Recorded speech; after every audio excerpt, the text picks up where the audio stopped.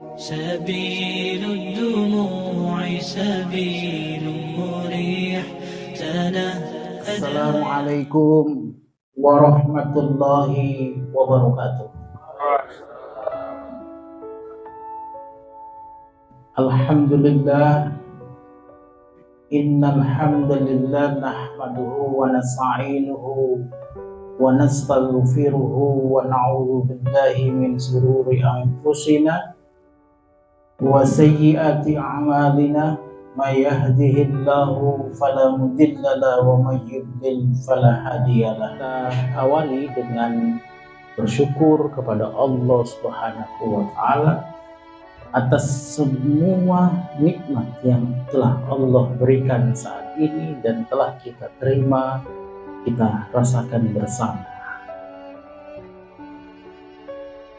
Seandainya bisa kita menghitung nikmat Allah itu dan kemudian kita bandingkan dengan materi dunia yang bisa mungkin kita maksimal dapatkan, maka tentu saja tidak bisa dibandingkan kalau sekalian dimuliakan Allah. Tetapi Allah tidak minta ganti atas semua nikmat itu yang Allah telah berikan. Apa yang Allah minta satu saja. Apa itu? Kita itu bersyukur. Apa wujud daripada syukur itu? Tidak lain adalah ketaatan kita. Ketaatan kepada apa?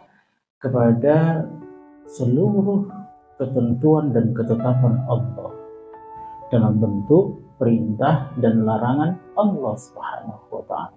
Itu aja yang Allah minta kepada kita. Dan itu adalah untuk kebaikan kita, kemuliaan kita di dunia dan juga kelak nanti insya Allah di akhirat. Dan tidak ada yang lain, Bapak sekalian. Bersyukur sekali kita ini semua ada di tempat ini dan insya Allah terus istiqomah di dalam aktivitas kita ini. Kita kemudian bisa mendapatkan informasi, pemahaman tentang satu-satunya bekal terbaik kita sebagai hamba Allah ini di hadapan Allah. Apa itu?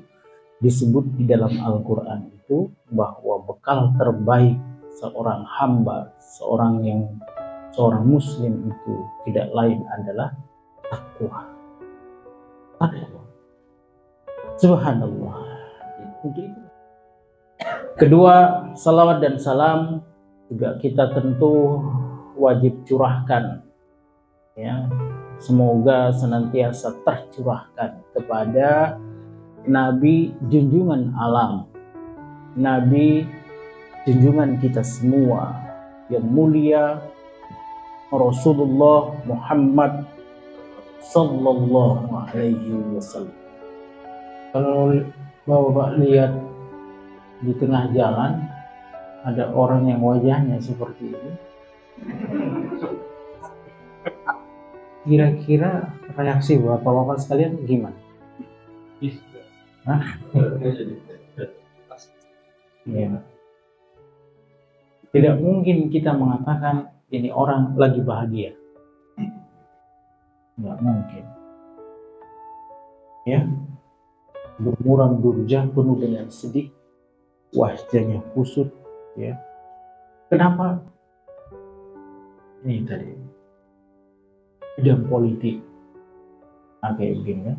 Bidang politik umat Islam terpecah belah menjadi banyak negara, terjajah dan tertindas. Itulah umat Islam. Di bidang ekonomi, dominasi kapitalisme di mana-mana itu terjadi, ya. Kesenjangan, kemiskinan yang merajalela, Bapak sekalian, ya, di mana-mana terjadi. Bidang sosial, hancurnya akhlak, hancurnya sendi-sendi rumah tangga itu terus saja terjadi. Bidang pendidikan, lahirnya generasi yang materialistis, hedonis. Bidang iptek, kita hanya menjadi konsumen, ya. Bidang hukum, tidak adanya kepastian hukum. Bidang agama, semakin kaburnya pemahaman agama, akidah, pemurtadan merajalela di mana-mana. gitu. Terus ini wajah umat Islam. Berarti dalam hal ini, Bapak sekalian, umat Islam itu kita semua ini memerlukan sebuah kekuatan fisik. Tidak hanya sekedar bekerja keras, ya, tetapi kita semua ini mesti memiliki visi. Apa visi kita? Membangun peradaban. Jadi bukan hanya kita itu sekedar rutinitas kerja gitu ya, siang, hari, malam sampai malam, tunggu malam lagi gitu ya, kerja put, hanya itu saja.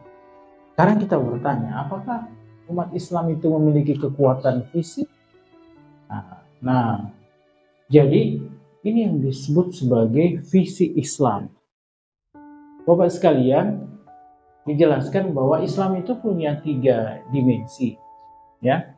Dimensi pertama, kedua, dan yang ketiga. Untuk yang pertama dan kedua ini adalah urusan masing-masing pribadi. Oke.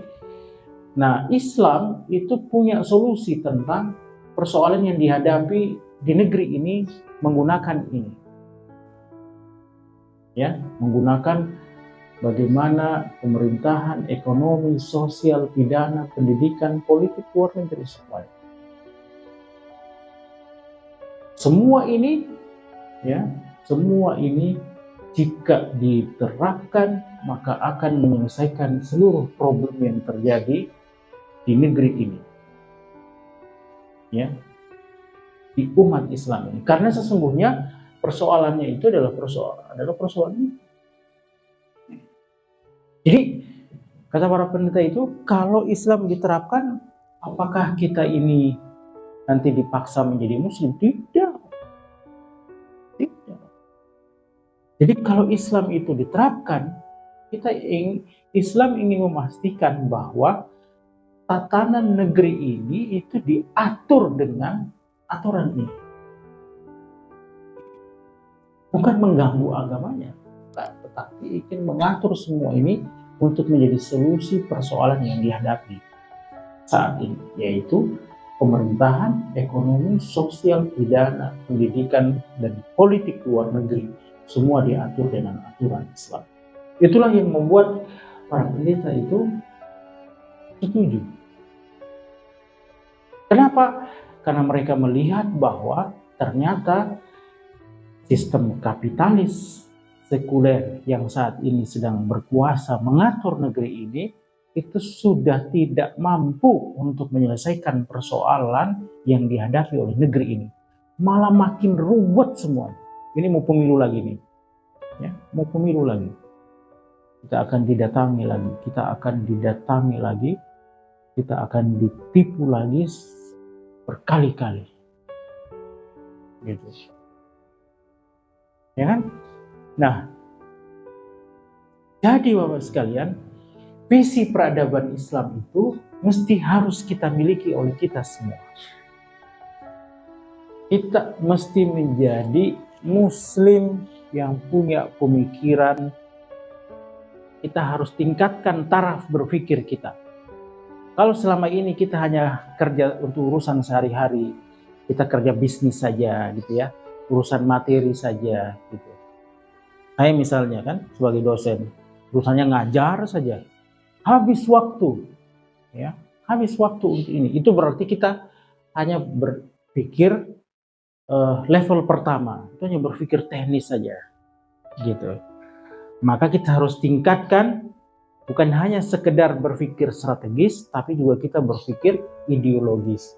Dan kita mesti memulainya semua ini dari fondasi Islam, dasar Islam yang kuat. Peradaban Islam itu, sehingga dengan begitu kita menjadi pengusaha Muslim yang bukan pengusaha Muslim biasa, tapi pengusaha Muslim terbaik yang akan berkontribusi untuk kebangkitan dan kemuliaan umat di dunia dan kita semua insya Allah di akhirat.